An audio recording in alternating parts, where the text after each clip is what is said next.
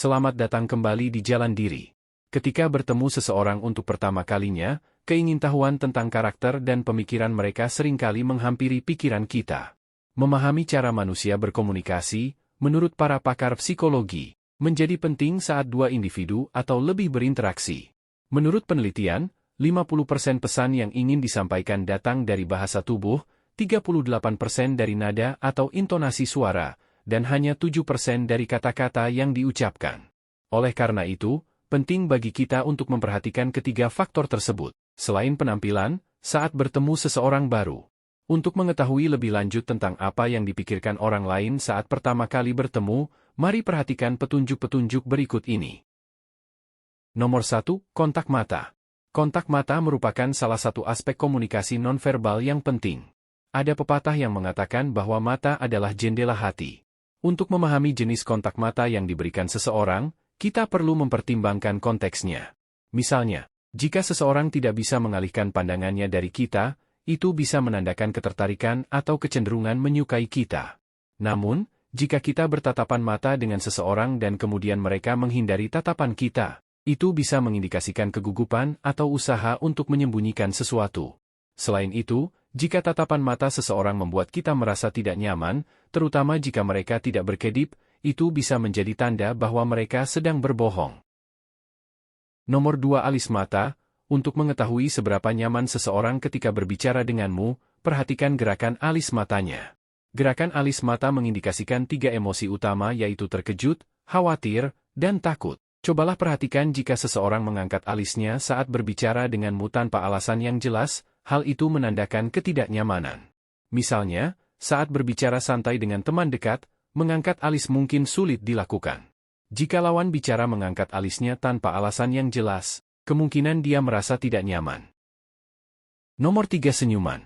Saat tersenyum, mulut dan bibir dapat berbohong, namun mata tidak.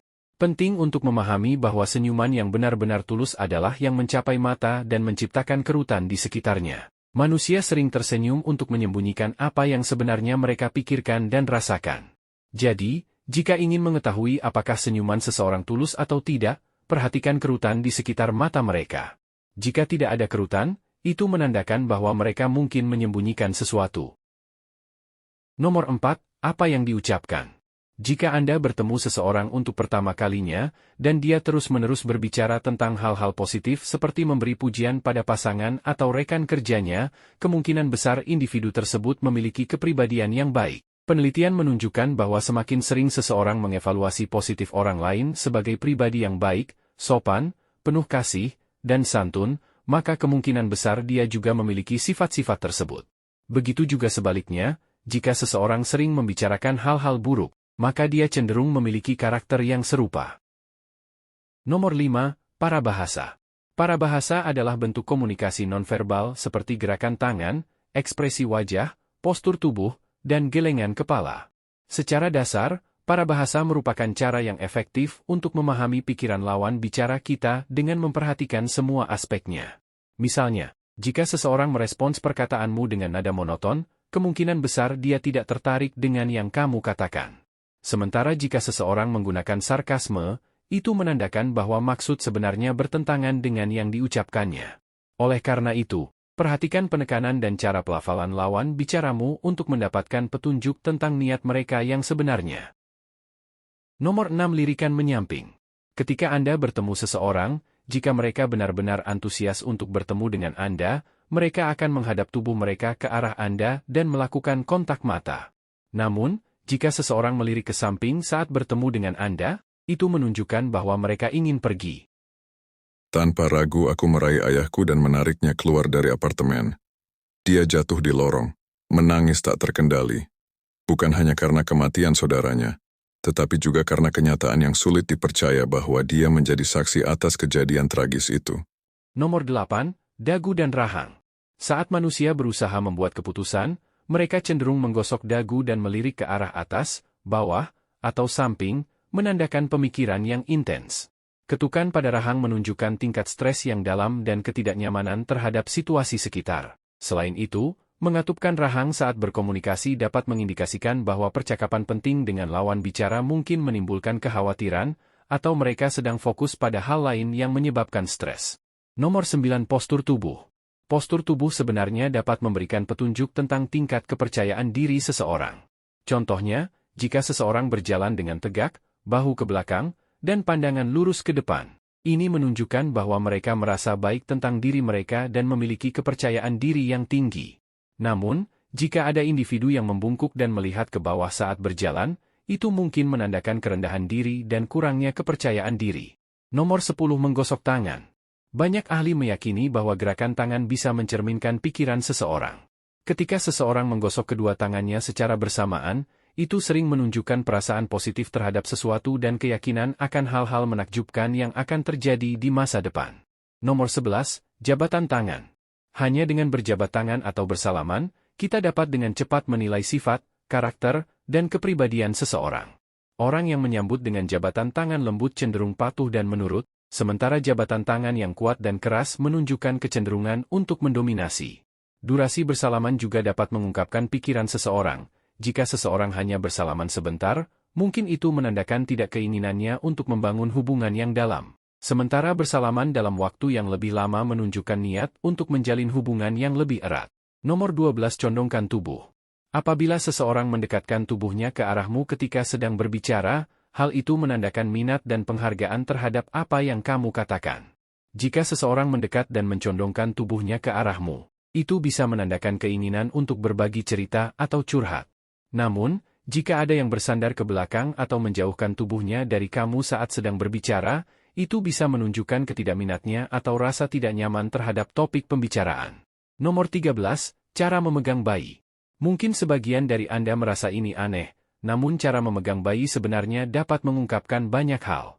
Saat Anda bertemu seseorang untuk pertama kalinya dan mereka baru saja menjadi orang tua, coba perhatikan lengan mana yang mereka gunakan untuk menggendong bayi. Penelitian menunjukkan bahwa ibu yang bahagia cenderung menggunakan lengan kiri untuk menggendong bayi mereka, sementara ibu yang stres dan depresi cenderung menggunakan lengan kanan. Nomor 14. Kaki dan lengan yang menyilang. Apakah Anda pernah berada dalam situasi di mana seseorang menyilangkan kaki atau lengan mereka saat berbicara dengan Anda? Ini bisa menjadi pertanda kurang baik, terutama saat Anda sedang berkencan pertama kali atau mencoba memberikan masukan kepada seorang teman. Menyilangkan kaki atau lengan adalah tanda bahwa seseorang mungkin tidak terbuka atau kurang antusias terhadap pembicaraan. Secara psikologis, perilaku ini menandakan adanya hambatan fisik, mental, atau emosional. Meskipun seseorang terlihat tersenyum dan terlibat dalam percakapan yang menyenangkan, menyilangkan lengan atau kaki bisa menunjukkan ketidaksetujuan atau ketidaknyamanan. Selain itu, arah kaki juga dapat mengungkapkan banyak hal. Jika seseorang menyukai Anda, biasanya kedua kakinya akan mengarah ke arah Anda saat berbicara, sementara jika seseorang ingin pergi, mereka mungkin akan mengarahkan kakinya ke arah pintu selama percakapan. Nomor 15. Sepatu seseorang. Sepatu ternyata dapat memberikanmu banyak informasi tentang karakter dan kepribadian manusia. Hasil penelitian menunjukkan bahwa tipe dan jenis sepatu yang dipilih dapat secara akurat mencerminkan personalitas seseorang. Misalnya orang yang mudah gugup cenderung memiliki sepatu yang selalu baru atau sepatu yang selalu bersih. Lalu individu yang ramah cenderung suka memakai sepatu yang praktis, dan kemudian mereka yang agresif cenderung menyukai sepatu boots. Nomor 16. Penampilan seseorang. Bagaimana orang-orang berpakaian dan menampilkan diri dapat mengungkapkan banyak hal tentang mereka pribadi. Yang menata rambutnya dengan rapi, memakai pakaian yang telah disetrika, dan memperhatikan gaya secara keseluruhan, menunjukkan bahwa mereka detail dan suka memperhatikan hal-hal kecil. Sementara itu orang yang tidak menata rambutnya dengan rapi dan suka memakai pakaian kasual mungkin memiliki sifat kreatif. Terakhir mereka yang terlihat tidak terawat berantakan dan bau bisa menandakan sifat yang malas dan jorok. Nomor 17. Meniru bahasa tubuh. Jika kamu belum pernah mencoba membaca bahasa tubuh mungkin ini adalah sesuatu yang tidak kamu sadari. Ingatlah, di masa depan nanti kalau ada seseorang yang meniru bahasa tubuhmu, ini berarti dia merasakan sesuatu yang sangat baik darimu, sehingga ingin menyelaraskan dirinya dengan kamu. Ini juga menandakan bahwa pembicaraan berjalan dengan baik dan pihak lain menerima pesanmu dengan baik. Aksi meniru bahasa tubuh dilakukan secara tidak sadar, karena pada dasarnya tidak ada manusia yang dengan sengaja ingin meniru orang lain. Tetapi ketika kita merasa nyaman dengan seseorang, maka kita memiliki kecenderungan untuk meniru apa yang dilakukannya. Beberapa dari kita ada yang cukup lihai dalam membaca tanda dan bahasa tubuh orang lain, sementara beberapa dari kita ada yang tidak bisa melakukannya. Membaca pikiran dan perilaku orang lain tidaklah mudah, akan tetapi jika kamu bisa melakukannya maka ini pastinya akan sangat membantu kamu tentunya. Setiap individu itu berbeda satu dengan yang lainnya, sehingga mungkin beberapa trik psikologi di atas tidak bisa akurat 100%. Meski begitu mudah-mudahan dengan 17 tips psikologi yang telah dibagikan kamu bisa menjadi lebih baik dalam membaca pikiran dan karakter orang lain. Baiklah cukup sampai di sini, terima kasih telah menonton video ini. Dan sampai jumpa di video selanjutnya. Jangan lupa untuk like dan subscribe untuk membantu channel ini agar semakin berkembang dan bermanfaat.